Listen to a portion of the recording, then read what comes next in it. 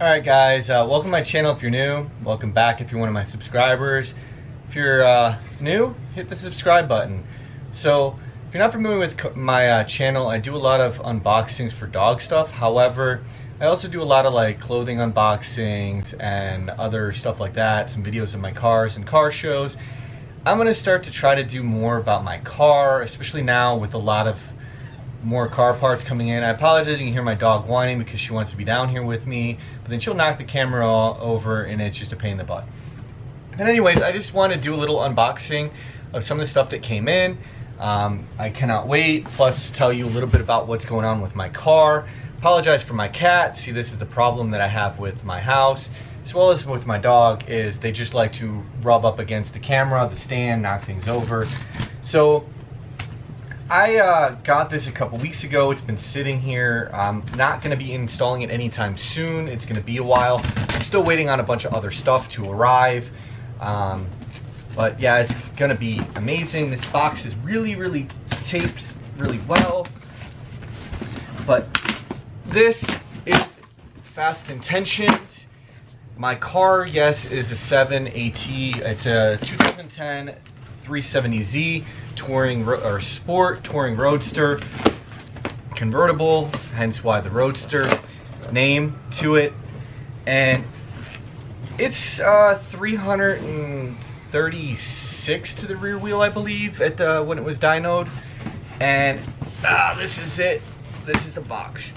So because it's a 7-speed automatic, there's some things like if you have a stick shift 6-speed manual transmission, the automatic, you have to upgrade a few things, if not the entire transmission, depending on how much power you plan on putting down.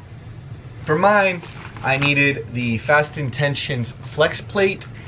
That is the first thing, which is inside this box, which is really well wrapped.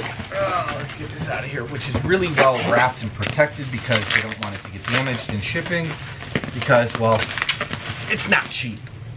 You can go to FastIntentions website and you can check it out, but yeah, it's not cheap. I also have the RJM. So this all started about 2 years ago. RJM came up with the idea, probably longer than that, but came up with the idea of making a Whipple Supercharger for the 370Z because no one's ever been able to successfully do it. Let alone, I'm not sure how many people have actually tried.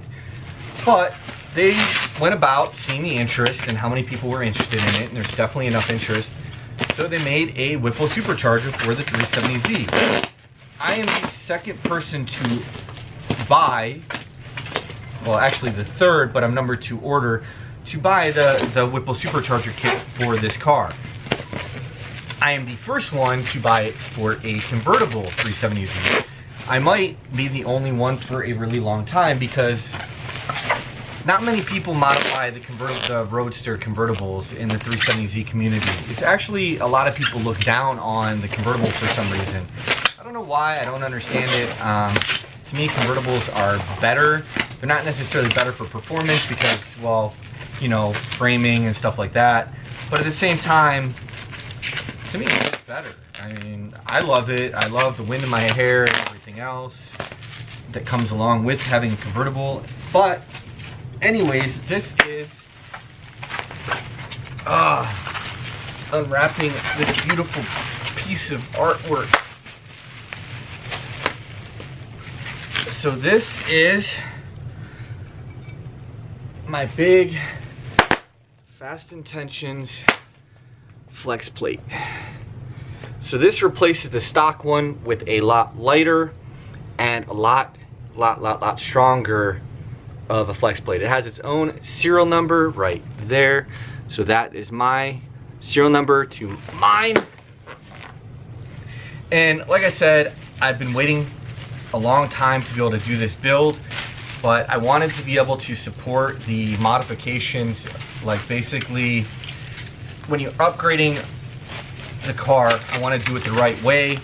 So I'm upgrading all that needs to go with it, which is the transmission, torque converter, and everything. Hold on, 1 second. All right, so that's that. The torque or the FastIntentions flex plate. I also had ordered the RJM is making their own torque converter to be able to handle the power. It is going to be, if not going to be, it's supposedly the best #1 flex plate for the 370Z automatic transmission. The other thing that they are doing that I'm not doing yet, maybe down the road if I run into issues, they're actually making a full billet transmission. Apparently, the only other company that does it for our cars is Level 10. I've talked to Level 10 a little bit, but after talking to RJM and some other people that have had the Level 10 transmission that's supposed to handle over 1,000 horsepower but didn't actually live up to its reputation and did not handle it, and they've been braking it like far less horsepower. So that's why I'm going strictly with RJM when it comes to that.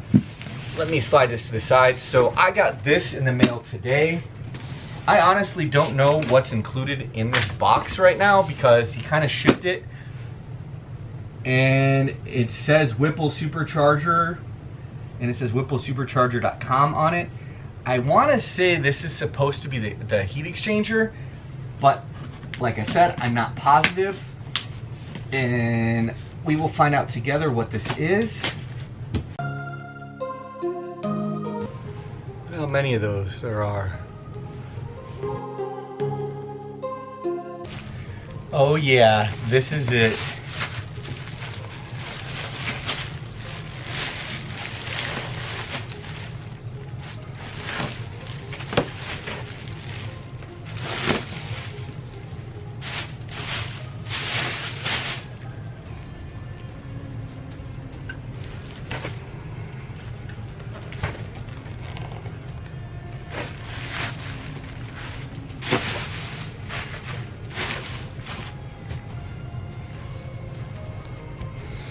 Look at this.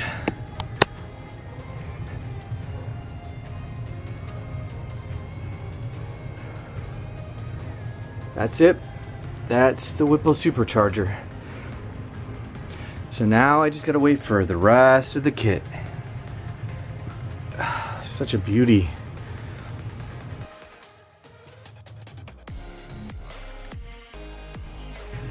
All right, so as you saw how well they packed this, this actually came from California. This is my Whipple Supercharger. This is the 1.0 version. I guess there's 2 other versions above this one that I got. Most of it's the same, it's just a few changes that make it so much more powerful. The whole kit is billet, so it can just be beaten to crap and it'll survive. So that's the benefit of this as well. Once I get a full build out engine down the road, if I ever do it, don't know. Like I said, I have the flex plate, I have the torque converter that's still on its way, I have the rest of this kit that's on its way for me to be able to install, but I still need to do a bunch of stuff, like basically go have a custom oil cooler made from the shop that I plan on doing the transmission work, because I'm not gonna trust myself, because that's like a lot of money if you mess that up. I also have to have a custom made catch can, or find that one that's going to work with this setup as far as the engine bay is concerned for spacing. I'm gonna worry about that later. There's a bunch of other stuff that needs to be done first. Like I said, I'm still waiting on the intercooler, the heat, like a bunch of stuff is still on its way. But again, thank you for watching.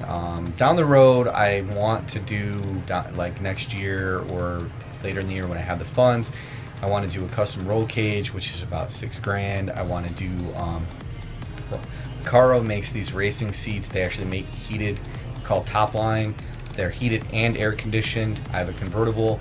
I already have heated and air conditioned seats, but they're not racing seats. They don't necessarily support a racing harness. So I want to change that out with ones that do. So I can't wait for all of that. That's way down the road though. I have many other things planned for this car before then. So it's just finding the time to do all of this, and obviously the money. So thank you for watching, and I look forward to sharing my build with you guys as the time goes along. I have more videos to come, and my battery warning is letting me go, so check out whatever videos the YouTube recommends to you, and don't forget to hit that subscribe to follow my build, and take care.